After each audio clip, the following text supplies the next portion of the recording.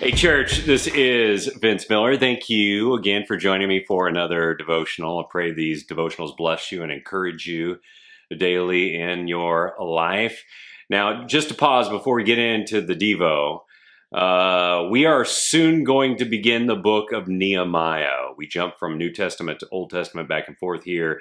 The next book is the book of Nehemiah. I need you to go to the website today, grab your next scripture journal just like this one on John, and get it for the book of Nehemiah. These scripture journals are hard to get, so get it from my website. It's a great way to support our work here and have it in hand and ready, because eventually we're going to finish John here. We just got a couple of chapters to go, and it might be, I'll try to not make it too slow, even though I'm only going to read one verse today. We are in John chapter 19. I'm going to read verse 12. It reads, "From then on, Pilate sought to release him." Actually was going to release Jesus, but the Jews cried out. They cried out, "If you release this man, you are not Caesar's friend. Everyone who makes himself a king opposes Caesar." Woo! Now, let's just be honest. Pilate faced a major decision here. Does he do what's right with this innocent man, who, by the way, he's already flogged and ridiculed, by releasing him? Or does he cave to these religious people that are loud and shouting at him from a crowd? And this situation, you know what it does? It just reminds me that we never outgrow peer pressure in our life, and the call of the crowd can be loud at times. You know, sometimes I really think this pressure teeters on the edge of decisions that will affect us forever. And as we know, this decision is going to affect Pilate for the rest of his living life. In fact, well beyond that.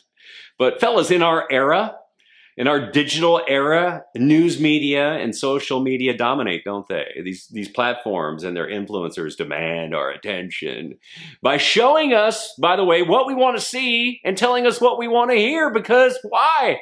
It grabs our attention. Sometimes it might be just as simple as a stunning picture, and other times it's that angry rant. And you know what I'm talking about. These loudest voices out there draw us in, keeping us hooked to scrolling and reacting and sharing, because that's what they're meant to do.